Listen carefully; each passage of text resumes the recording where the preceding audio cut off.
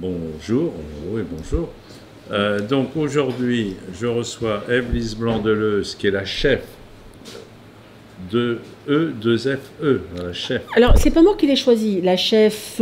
Oui, ils ont oublié le UX. D'accord. Mais chef tout court, ça me va très bien aussi. De la mission cinéma au ministère des Armées. Et je la reçois parce que pour tous ceux qui écrivent, qui veulent écrire sur des questions militaires, au sens large, qui veulent réaliser des films qui peuvent intéresser l'armée, l'armée est en capacité de leur rendre d'immenses services. Les services, ça c'est pas forcément le plus connu au niveau de l'écriture, donc ça va nous être expliqué, et naturellement au niveau du tournage, parce qu'il y a certains films, si on n'a pas les moyens matériels de l'armée, en réalité, on ne peut pas les réaliser. C'est impossible. Alors, si vous voulez reconstituer la guerre en Ukraine, vous aurez besoin de l'armée française. Ça, je vous le dis. Bon. Donc, merci Ève-Lise. On a noué depuis longtemps une collaboration ensemble. On a d'ailleurs, en plus, des projets communs. Exactement. Mais plutôt dans le domaine de la radio. Et elle va nous expliquer tout ce qu'elle peut faire pour les auteurs. Voilà. Je remercie aussi l'ex-commandant Molinier. Je le salue parce qu'il a quitté la fonction militaire, mais il est toujours dans le même environnement, mais il n'est plus militaire, mais il a quand même encore de la réserve. Et il est présent parmi nous, et c'est un interlocuteur très sympathique et très agréable. Voilà, Pascal, merci beaucoup. D'abord, merci à la SACD, à toi, Pascal Rogard, à la CID de nous accueillir aussi ici. Moi, je suis ravie de m'adresser à vous aujourd'hui parce que c'est une opportunité unique qui m'est offerte. Donc, vraiment, un grand merci de vous expliquer qu'est-ce qu'on fait, à quoi on sert, comment ça marche. Donc moi, je suis effectivement la responsable de la mission cinéma et industrie créative du ministère des Armées. Avec moi, donc, Michael Molinier, comme le disait Pascal, qui est à la fois mon bras droit, mon bras gauche, mon cerveau droit, mon cerveau gauche, et qui a surtout tout l'historique de la mission cinéma et tout l'historique de ce que nous avons fait. Donc tout à l'heure, pour des questions, n'hésitez pas, il pourra vraiment y répondre pour tout ce que j'ignore, et j'ignore encore beaucoup de choses. Donc la mission cinéma, en fait, a été créée en 2016 par le ministre de l'époque, Jean-Yves Le Drian, qui a constaté une chose, c'est que les Français connaissent bien la police, ils connaissent la gendarmerie, par contre les militaires, ils ne connaissent pas. Depuis la suppression du service national, donc en 98 si je ne m'abuse, personne ne connaît l'armée à moins d'y être, de s'être engagé. Et ça, c'est un manque énorme parce que l'armée, bien souvent, est sujet à fantasmes et sujet à, je dirais, idées préconçues, bonnes ou mauvaises, hein, mais caricatures aussi, contre lesquelles nous nous battons. Et donc l'idée de Jean-Yves Le Drian, c'était d'ouvrir le ministère à un maximum. Première véritable collaboration, il y en a eu d'autres auparavant, mais la première vraie véritable collaboration, et qui a d'ailleurs, qui est à l'origine de la création de la mission cinéma, c'est, vous le connaissez bien, c'est le Bureau des légendes. Alors c'est pas un film de cinéma, c'est une série, mais le Bureau des légendes qui porte sur la DGSE, Direction générale des services extérieurs, qui est quand même chez nous un des services les plus secrets par essence, puisqu'il s'agit d'espionnage. Et donc le tour de force a été réussi, que la DGSE s'ouvre à Éric Rochon, explique leur mode de fonctionnement, comment ils travaillaient, pour créer la fameuse série Le Bureau des légendes. Et Jean-Yves Le Drian, en créant la mission cinéma, l'a inscrit dans une volonté d'ouvrir plus largement le ministère à l'ensemble des créateurs, des réalisateurs, des scénaristes qui auront envie de parler à un moment ou à un autre de l'armée. Cette volonté a été confirmée par Florence Parly, donc l'actuelle ministre des Armées, jusqu'à... Je ne l'ai plus. On a encore 20 minutes, normalement, avant l'annonce officielle, a été confirmée par Florence Parly. Et la mission cinéma, en 2019, a dû élargir ou a élargi ses missions à l'ensemble des industries créatives, c'est-à-dire pas uniquement l'audiovisuel et le cinéma, mais aussi les jeux vidéo, mais aussi la BD, mais aussi le roman, mais pourquoi pas le spectacle vivant, quelque chose de vraiment très très large. L'objectif, c'est quoi? C'est faire connaître les missions, le fonctionnement de l'armée aux citoyens. Donc, dans un but pour nous très clair de communication, ne nous cachons pas derrière notre petit doigt, mais simplement pour rapprocher et pour renforcer le lien, ce que nous appelons le lien armée-nation, c'est montrer aux citoyens qui nous sommes, comment nous fonctionnons, à quoi ça sert, etc. Deux mots tabous chez nous. C'est à la fois le panégyrique, c'est-à-dire la propagande, c'est absolument pas ça, et l'autre mot tabou, c'est la censure. Vraiment, ce qu'avait dit Florence Parly en recevant des acteurs de la création, c'était « Mesdames et messieurs les scénaristes, mesdames et messieurs les réalisateurs, la seule limite, ce sera votre imagination. » Et en fait, on est véritablement dans ce cas de figure-là, et on sert, nous, Mission Cinéma, de lien entre deux mondes qui, a priori, peuvent paraître éloignés, le monde militaire et le monde de la création, le monde de la culture, et que nous essayons de rapprocher parce que tout le monde a intérêt à le faire et tout le monde a quelque chose à y gagner. Le ministère des Armées pour communiquer, pour que les Français sachent à quoi ça sert, comment ça marche, comment ça fonctionne. Et puis le monde de la culture, parce qu'il y a des histoires fantastiques à raconter. Le monde militaire, et j'en parle d'autant plus librement que je ne suis pas militaire. Le monde militaire est une arène fantastique pour raconter des histoires et pour raconter des fictions. Ce sont des histoires d'hommes et de femmes. Quand on parle de fraternité d'armes, c'est quelque chose d'extrêmement fort, et c'est vrai, j'ai pu le constater. Donc ce sont des histoires d'hommes, de femmes, ce sont des histoires, c'est de l'action. Il y a des contraintes, il y a des enjeux géostratégiques, géopolitiques, il y a des questions d'armement, il y a des questions de technologie. On parle aussi bien d'espace que de cyber. C'est vraiment un champ des possibles extraordinaire. Donc voilà les volontés, voilà l'origine de la création de la Mission Cinéma. Alors comment nous fonctionnons et sur quoi nous travaillons et comment nous fonctionnons? L'idéal, moi ce que je dis toujours et ce que nous disons toujours, c'est que si vous avez une idée, un projet en lien avec le monde militaire, le monde des armées, de près ou de loin, ça peut être soit un véritable projet donc, qui concerne 100% dans son sujet, un enjeu de défense, le monde militaire, bien évidemment, venez nous voir. Mais si le projet en tant que tel ne concerne que partiellement le monde militaire, n'hésitez pas à venir nous voir aussi. Et on peut proposer, on propose un accompagnement qui va du conseil éditorial à dès l'origine de l'idée, jusqu'à tout ce qui est soutien au moment du tournage, voire même un accompagnement au moment de la sortie du programme du film en termes de communication. Je vais vous donner des exemples. Et après, n'hésitez pas à me poser des questions parce qu'on est vraiment là pour répondre à vos interrogations. Plusieurs exemples. Les films sur lesquels nous avons travaillé récemment. Jean-Jacques Hano, Notre-Dame brûle. Pour ce film-là, Jean-Jacques Notre-Dame brûle, qui reprend en fait l'histoire de Notre-Dame brûle, l'incendie de Notre-Dame il y a maintenant 3 ans. Il est évident que c'est un film qui n'aurait pas pu se faire sans le soutien de la brigade des sapeurs-pompiers de Paris, qui sont des militaires. Qu'est-ce qui s'est passé pour ce film-là ? La BSPP a mis en contact Jean-Jacques Hano avec les véritables protagonistes qui se sont battus contre les flammes ce jour-là, pour qu'ils puissent s'inspirer de leur histoire, les interroger vraiment, s'accaparer leur histoire pour pouvoir la retranscrire pleinement à l'écran. La BSPP a formé les acteurs. La BSPP a mis à disposition d'Hano, de Jean-Jacques Hano, des conseillers techniques pour dire attention, là, dans la vraie vie, c'est pas comme ci, c'est pas comme ça. A mis à disposition du matériel et accompagné le développement du film du début jusqu'à la fin. Voilà ce que nous avons fait pour Jean-Jacques Hano. Plus récemment, qui a fait l'ouverture, je crois, non pas de la compétition, mais qui est Un certain regard. Là, le film de Tirailleurs, exactement. Tirailleurs avec Omar Sy, de Mathieu Villepied. De qui ? Vadepied. Vadepied, qu'est-ce que j'ai dit, Millepied ? Bon, ça va, de Vadepied. Millepied, voilà. De Mathieu Vadepied. Qu'est-ce que nous avons fait pour les tirailleurs ? On les a mis en contact avec le service historique de la Défense, parce qu'ils cherchaient à reconstituer, par exemple, le fanion des tirailleurs du bataillon sénégalais pendant la guerre de 14-18. On a travaillé avec eux, on les a mis en contact avec des historiens pour la reconstitution de ce fanion-là. On a trouvé aussi un artisan capable de le reconstruire. Voilà. A participé à ce film aussi un ancien, enfin toujours colonel, mais qui a quitté l'armée aujourd'hui, qui a été le conseiller historique sur ce film-là. On a mis aussi à disposition, enfin la production s'est renseignée, et en tout cas a travaillé avec un jeune homme que nous connaissons bien, et qui est un spécialiste des questions militaires, de tout ce qui est uniforme militaire, à l'époque ou à travers les âges.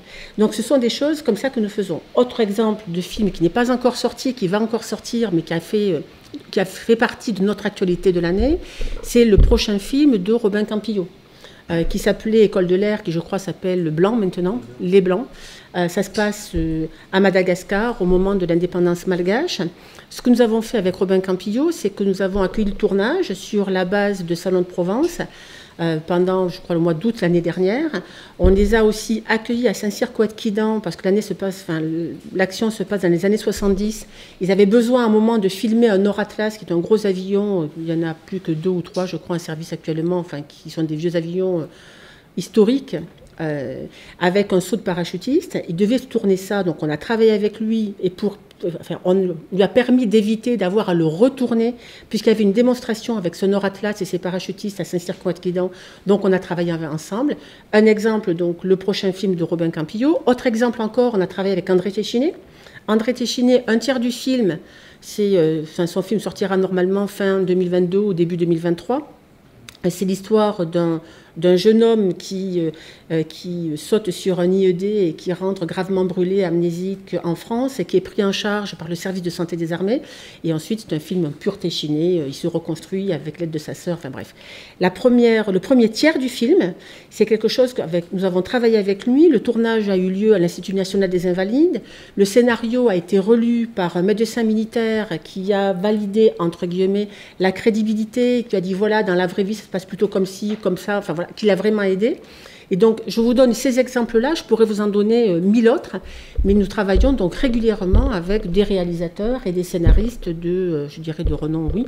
Voilà. Donc, on est totalement ouvert, que le sujet soit un sujet 100% militaire ou que ce soit un sujet partiellement militaire à un moment ou à un autre. La façon dont nous fonctionnons, c'est qu'on peut mettre, en fonction du sujet, en travaillant avec vous dès le départ, on essaie d'identifier vos besoins.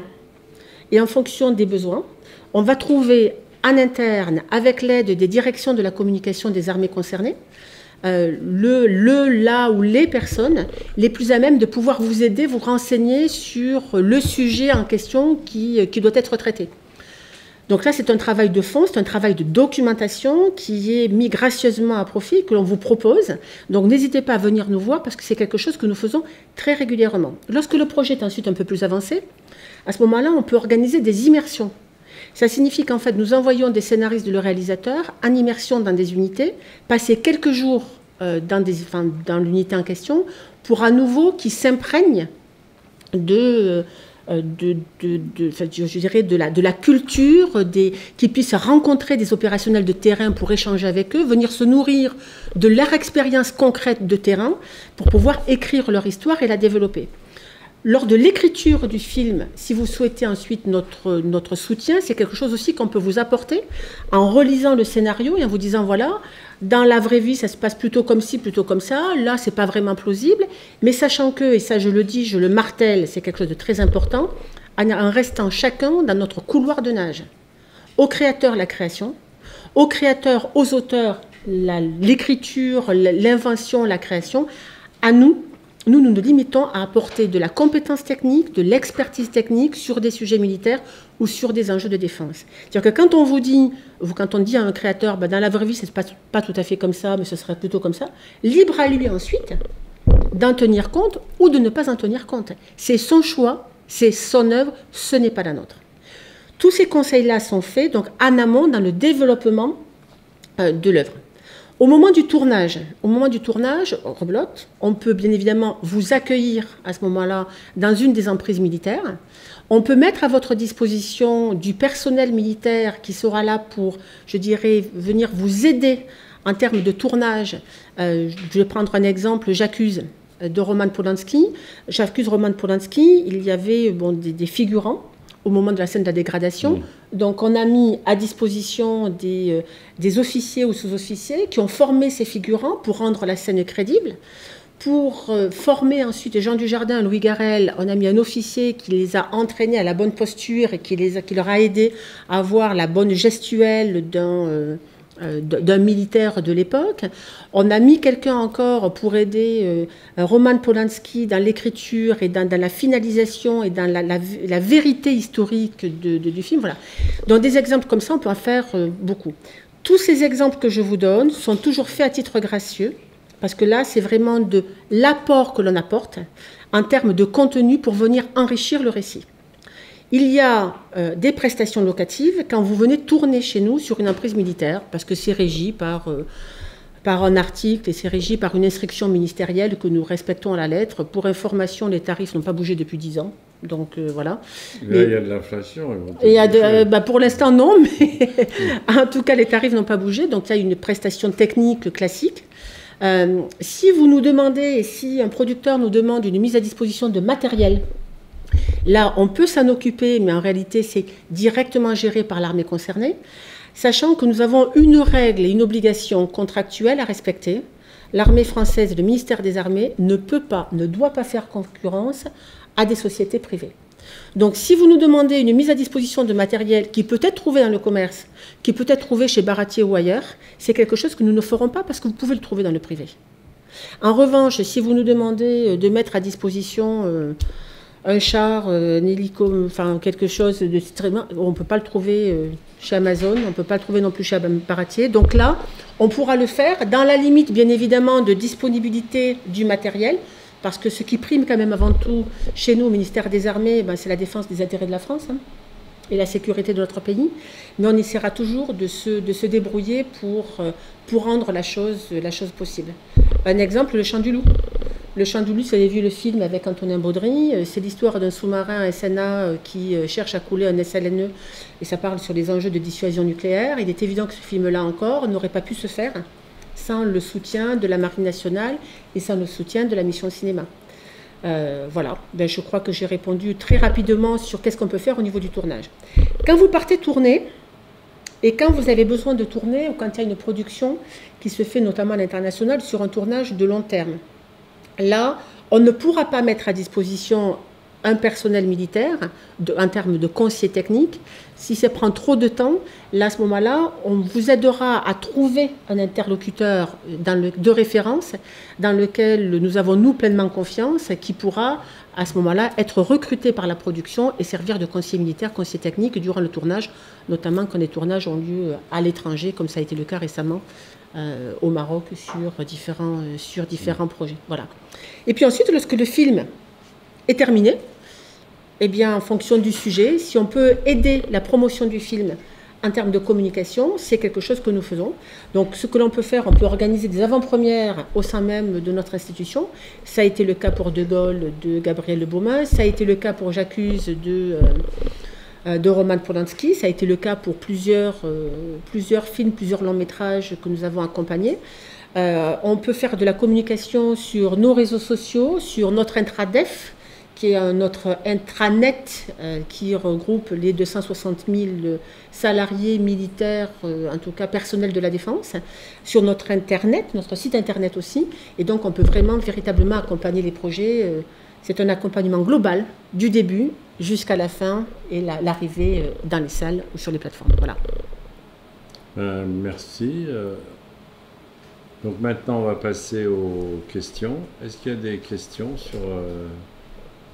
tu as très bien expliqué un peu les trois phases, la phase préparation, écriture, la phase tournage et la phase sortie de film. D'ailleurs, il y a des magnifiques salles de cinéma. J'étais à l'avant-première de J'accuse. Ouais. Bon, je dois dire entre parenthèses que tu avais eu chaud parce que à quelques jours près, il y a eu un événement. C'était 2 jours plus tard. 2 jours plus tard, qui aurait pu mettre la communication de l'armée en difficulté. Mais le lieu était magnifique. Il y avait d'ailleurs le chef d'état-major des armées de l'époque qui était là. D'ailleurs, une présence très galonnée qui donne quand même du chic, il faut le dire, à l'avant-première. Voilà, donc sachez que ce qui me paraît être... Alors je crois que l'apport sur les tournages était quand même assez connu, parce que les producteurs savent quand même à qui s'adresser quand il y a des scènes spécifiques à tourner. Par contre, toute l'activité d'immersion au niveau de l'écriture est une activité très importante, je pense, pour les scénaristes, les auteurs, parce que, vous l'avez bien compris, l'armée ne cherche pas à contrôler les scénarios. Ils pensent juste, et je crois que c'est la bonne stratégie, qu'en donnant les éléments d'exactitude, c'est-à-dire en disant véritablement comment ça se produit, les scénaristes sont assez intelligents pour aller vers la réalité et non pas raconter des bobards, finalement. Donc c'est très important parce que cet enrichissement aussi au niveau des histoires donne une crédibilité pour les scénarios qui ensuite, évidemment, vont faciliter le tournage. Je dois dire que là, je vous ai vus tous les deux récemment.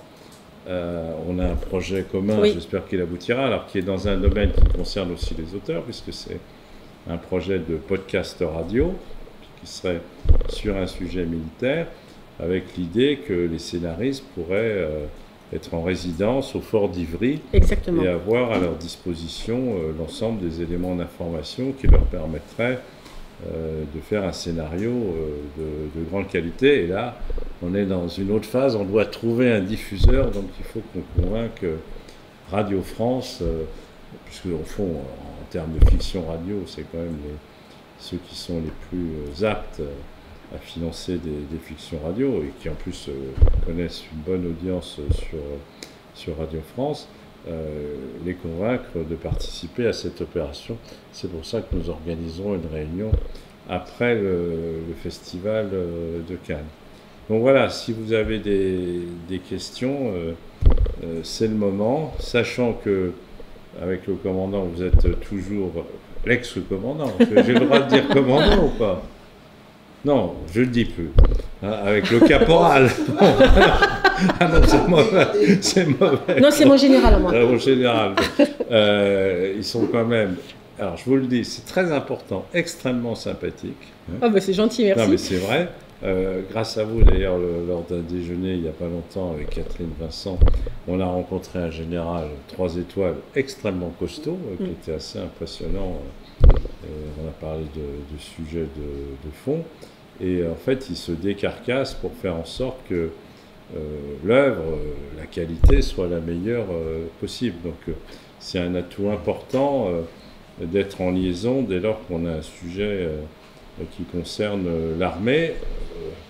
Elle l'a bien dit, les 3 armées. C'est-à-dire il y a l'armée de terre, l'armée de mer, la marine et l'aérien, donc l'aviation. Et avec, ce sont des sujets, des problématiques naturellement différentes.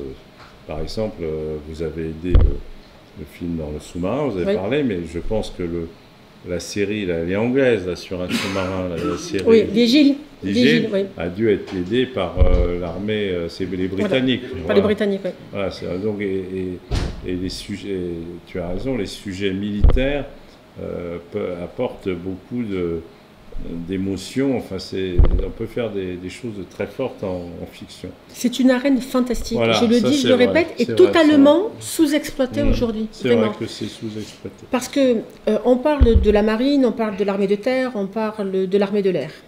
Mais très souvent, la caricature ou les caricatures qui continuent encore à fonctionner, c'est qu'on imagine l'armée de terre, on imagine des soldats entraînés qui sont en train de crapahuter dans la boue et de faire le parcours du combattant, ou bien alors qui sont en train de piloter des chars. On imagine que la marine, ce sont des bateaux.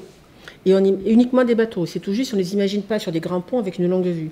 Et puis, on imagine aussi l'armée de l'air avec Top Gun. Hein. Pourtant, Top Gun, c'est pas l'armée de l'air, mais peu importe. On imagine l'armée de l'air, tout le monde imagine qu'il n'y a que des pilotes de chasse, un général bronzé qui porte des Ray-Ban. C'est tout sauf ça. L'armée de terre, c'est effectivement des gens qui crapahutent, mais c'est quantité de choses.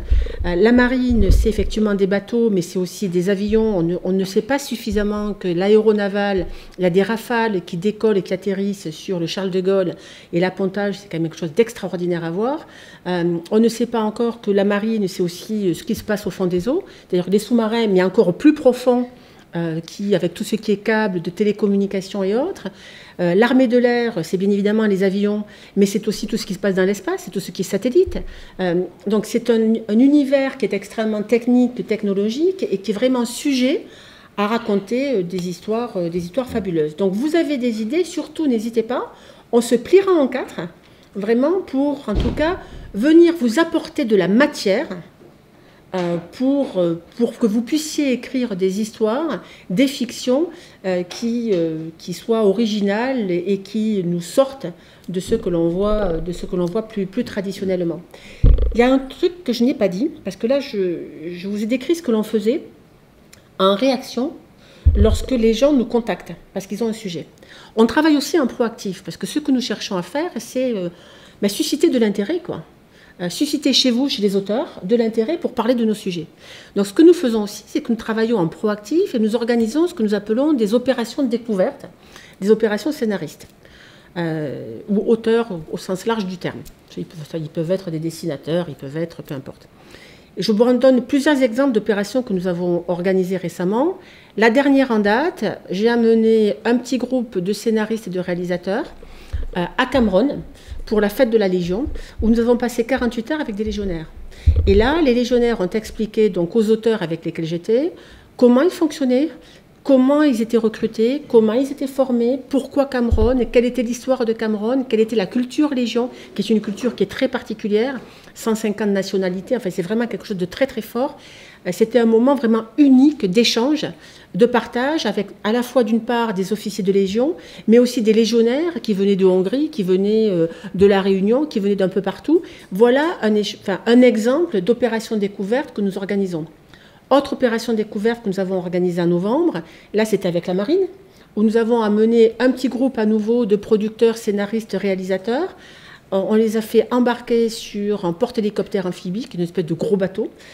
Et nous avons vécu 48 heures, enfin ils ont vécu, enfin j'étais là aussi, mais 48 heures avec des marins, pour voir qu'est-ce que c'est que la vie d'un marin, pour rencontrer et surtout discuter au-delà de la visite du bateau, à participer ou assister à des exercices de débarquement qu'ils ont menés pendant cet exercice-là. Surtout, l'intérêt, c'était passer 48 heures à bord d'un bateau pour se rendre compte de ce qu'est la vie d'un marin, qu'est-ce que ça signifie, pourquoi leur engagement, comment ils le vivent. Pareil, c'est de l'expérience humaine. Et cette expérience humaine, qu'est-ce qu'elle fait? Elle vient venir enrichir la connaissance du milieu.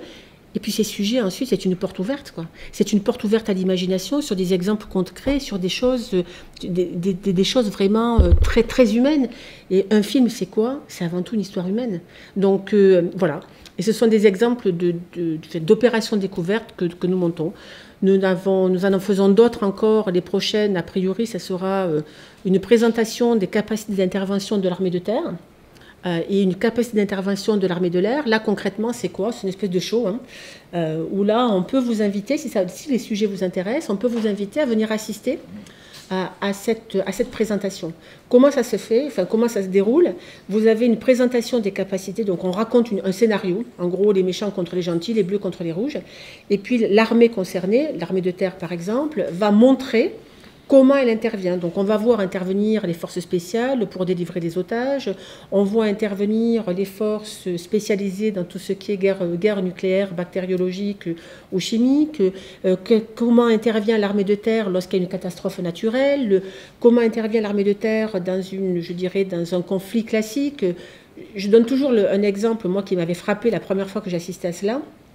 Pour moi, un char, c'est un truc avancé, qui était lourd, qui avançait lentement, enfin c'était... voilà. Et subitement, j'ai vu débouler un char Leclerc qui arrive à 90 km/h, je vous promets que c'est vraiment impressionnant. Il y avait une carcasse de voiture, comme dans le dessin animé. Boum, il est passé sur la carcasse de voiture, on s'est retrouvé avec une espèce de tôle, voilà. Bon. C'est un exemple, bien évidemment, anecdotique que je vous donne, mais là encore, ça vient donner des idées. Et ce show-là qui montre l'exercice, qui est vraiment très très visuel, ensuite il est complété par un moment d'échange l'après-midi, où là, les auteurs qui sont invités ou qui ont répondu à notre invitation peuvent rencontrer les opérationnels, les gens de terrain, et leur poser toutes les questions qui leur passent par la tête pour venir s'enrichir, mieux comprendre leur métier, leur demander de livrer des anecdotes ou ce genre de choses, voilà. Et c'est quelque chose que nous faisons régulièrement. Dernier exemple, ou autre exemple encore, sur une série qui est sortie récemment, il y a ensuite la deuxième saison qui va paraître. Ils préparent la deuxième saison. On travaille avec les auteurs, les deux scénaristes, dès le départ, où ils nous ont dit, voilà, nous on voudrait que l'action se passe à tel endroit, et donc qu'est-ce qu'on peut faire? Et donc ils nous ont dit, on aimerait bien rencontrer des gens de la direction des renseignements militaires, on aimerait bien rencontrer des gens des forces spéciales, on aimerait bien rencontrer des gens spécialistes dans l'évacuation de blessés ou de l'évacuation de réfugiés, on aimerait bien rencontrer des gens qui, voilà. Et là on leur montre toute une série de rendez-vous pour pouvoir amorcer tout ce qui est période d'écriture, pour qu'ils puissent ensuite écrire, mieux imaginer, ou en tout cas venir enrichir le récit plus tard qu'ils imagineront. Voilà. Alors, il y a aussi des nouveautés, hein. Là, j'ai vu récemment un film sur les... On en parle beaucoup dans la guerre en Ukraine, sur des pilotes de drones. Oui, Donc, pilote. il y a un film qui vient de sortir, Ouais. Pilote, c'est sur ouais. OCS, je crois. C'est sur OCS, oui.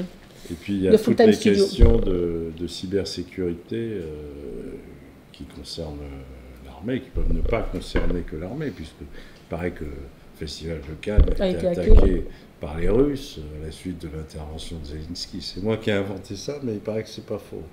Bon. Enfin, il paraît. Il paraît, bon, puisque le site a complètement explosé, on ne pouvait plus avoir de place. Même la presse, qui d'habitude est bien traitée, hein, vous le reconnaissez, là n'avait plus ses places. Donc si vous avez qui aurait des questions à poser sur... non, personne. Moi, c'est un peu parallèle. Je suis parti d'une génération où, quand on a fait une école de cinéma, on était à Conseil national, on demandait à l'ECPA. Donc, qu'est-ce qui est devenu cette structure? Est-ce que ça existe toujours? Alors, tout à fait, ça existe toujours. Alors, le CPA, et ça s'appelle maintenant le CPAD, c'est l'établissement de communication et de production audiovisuelle de la Défense. Et donc, le CPAD, alors là, j'en ai pas parlé, mais je pourrais en parler, et merci pour votre question. C'est en fait entre guillemets, je dirais le petit INA, spécial de l'armée. C'est-à-dire que le CPAD, en fait, a été créé en 1915 pour lutter contre la propagande allemande dans les tranchées durant la Grande Guerre. Et au fur et à mesure, le CPAD a stocké toutes les images liées à des conflits français, mais aussi internationaux, mais aussi étrangers. Donc aujourd'hui, c'est une énorme source de documentation, mais c'est fabuleux. Je ne vais pas dire de bêtises, je m'adresse... Tu as combien ? 13 millions de photos et peut-être 20 000... Films ? Non, non. C'est plus que ça encore. Donc pour les photos, c'est 13 000. Oui, et les films ? Et c'est 20 000 heures. 20 000 heures de films, de vidéos. Donc vous avez un sujet, ça peut intéresser la guerre d'Algérie, la guerre d'Indochine, la Première Guerre mondiale, la Deuxième Guerre mondiale, y compris des conflits à l'étranger. Allez à l'ECPAD, c'est une source documentaire extraordinaire et vous trouverez des documentaristes, des documentalistes qui feront à nouveau, qui se plieront en quatre pour venir vous apporter de la matière pour que vous puissiez écrire cette histoire-là. Le CPAD, en fait, forme des soldats. On les appelle les soldats de l'image. Ce sont des gens qui sont des militaires, mais dont le premier métier, entre guillemets, est d'être militaire, mais le deuxième premier métier est d'être JRI, d'être journaliste, d'être reporter d'image, d'être cadreur ou caméraman. Et ce sont des gens qui vont aller filmer dans les combats, avec d'un côté une arme et de l'autre côté une caméra, qui vont filmer et ensuite qui mettent à disposition, notamment des médias, dans des moments très chauds, les images qui ont été tournées. Et toutes ces images-là, tous ces rushs, sont stockés et arrivent à l'ECPAD. Donc c'est vraiment une source d'information extraordinaire. Mais il continue à tourner toujours. Ah toujours, bien sûr, bien sûr. Ça s'enrichit tout le temps. C'est une mémoire qui ne s'est jamais arrêtée depuis 1915. Les opérateurs de toutes les générations produisent des images, sont conservées et ensuite valorisées.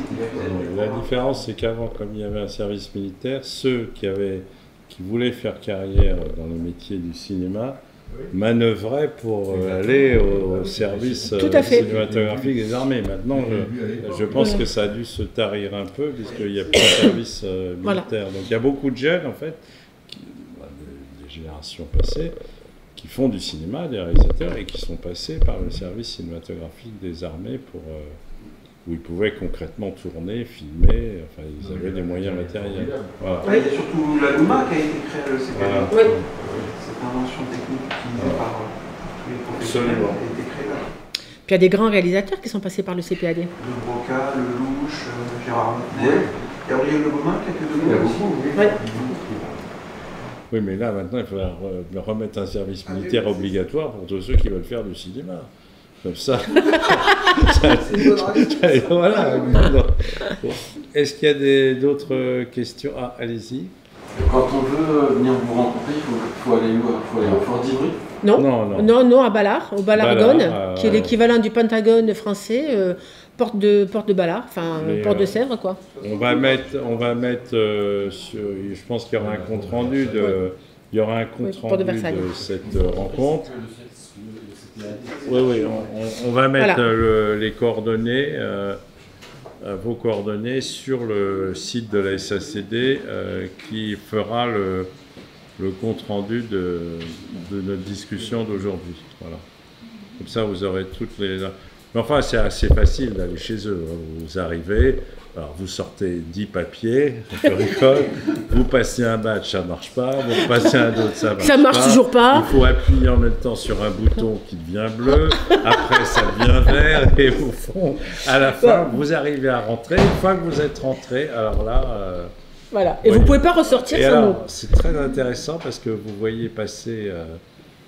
c'est amusant parce que vous voyez passer des femmes militaires et elles ne marchent pas comme des mannequins, elles marchent comme des militaires. Moi, j'ai noté vous ça. regardez les femmes, Pascal. Ah je regarde les femmes. Et j'ai vu qu'elles marchaient comme des militaires. Et elles ne marchaient pas comme des femmes dans la rue. Voilà, Ouais. C'était... Parce que d'ailleurs, il n'y a pas de distinguo. On ne dit pas homme ou femme, en fait, c'est militaire. Donc tout le monde est. Tout le monde est militaire. Tout le monde est militaire. Mais c'est énorme. Hein. C'est même le lieu, le ministère lui-même, c'est intéressant à visiter. Alors, pour venir nous voir, donc nous, on est à Paris, hein, donc vous nous appelez, on prend rendez-vous. Simplement, ce qu'il faut savoir, c'est que vous ne nous appelez pas du jour pour le lendemain parce qu'on ne pourra pas. Donc, vous nous appelez, on va vous demander systématiquement une copie de votre carte nationale d'identité ou de passeport que l'on va envoyer au service de sécurité. Il nous faut impérativement, le délai le plus contraint, c'est 48 heures. Et ensuite, on a l'accord, comme quoi vous pouvez rentrer, parce que le Balargone, enfin, Ballard, c'est un endroit quand même, Pascal le disait, il y a des machins dans tous les sens. C'est quand même, c'est très sécurisé parce qu'au sous-sol, il y a ce qu'on appelle le CPCO, qui est l'endroit où se prennent certaines décisions. De planification et de conduite des opérations. Merci, commandant. Qui est l'endroit au sous-sol, bien bunkerisé. Moi, je rêve d'aller le visiter, mais on n'a pas le droit. N'arrivez pas avec un drapeau russe sur votre chemise. Hein, là. Ah non, ça, c'est pas possible.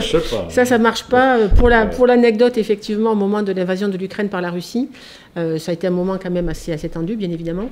Et donc, les personnes de nationalité russe n'ont pas pu rentrer pendant quelques jours, pendant quelques temps dans le ministère. Enfin, voilà. C'était une blague, mais c'est pas vraiment une blague, c'est normal. Non, et puis, il y a des questions de sécurité. Enfin, là... Enfin, ne notez pas ça à la presse, hein, dans un article, hein. Mais il y a des questions de sécurité évidentes parce que c'est quand même un endroit, c'est ce qu'on appelle un PIV, hein. C'est un point d'information vitale, d'importance vitale, c'est-à-dire que parce que il y a ce fameux bunker, etc. Donc c'est quelque chose qui est extrêmement protégé et enfin, il y a un minimum de protection à avoir, quoi. Voilà. Mais venez nous voir. Voilà. Est-ce qu'il y a d'autres questions ? Oui, allez-y.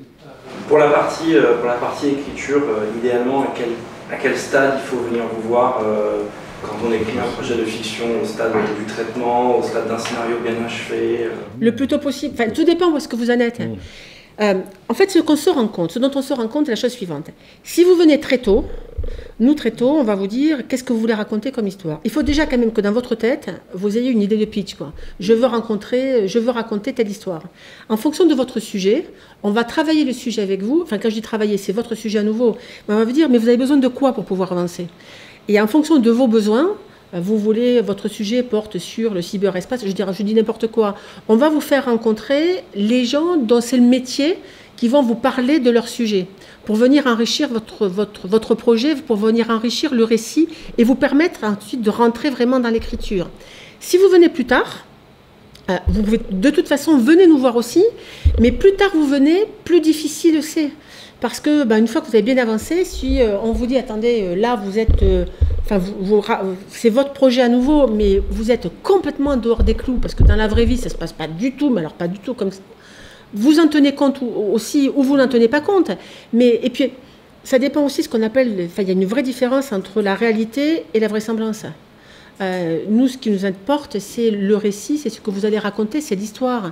Je reprends l'exemple du Chant du Loup. Le Chant du Loup, à un moment, c'est un SNA qui cherche à couler le SNLE. Mais dans le Chant du Loup, à un moment, je ne sais pas si j'ai dit tout à l'heure, il y a Omar Sy qui sort du SNA, alors qu'ils sont à 200 ou 300 mètres sous l'eau, en combi, avec un truc pour aller frapper sur la coque du SNA pour leur faire comprendre que... Enfin, les sous-mariniers, quand ils ont vu ce film-là, ils étaient hilares. Ils nous ont dit, mais ils ont fumé la moquette. Hein. Vos saltimbanques, là, mais qu'est-ce qu'ils avaient pris ? Ils avaient pris du hache ou quoi ? C'est pas possible. Mais c'est pas grave, on s'en fout. Enfin, parce que c'est une fiction. Et la fiction permet de faire des raccourcis, permet d'inventer ou d'imaginer des choses qui n'existent pas dans la réalité. Ce qui était important pour nous dans le Chant du Loup, c'est que quand on voit le film Un, c'était un bon film. Deux, à la fin du film, on se dit, c'est vachement sympa. Hein.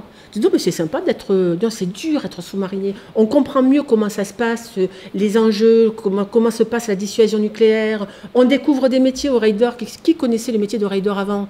Donc voilà, pour nous, c'est vraiment ça. Donc venez le plus tôt possible, parce que plus tard après, ça sera plus.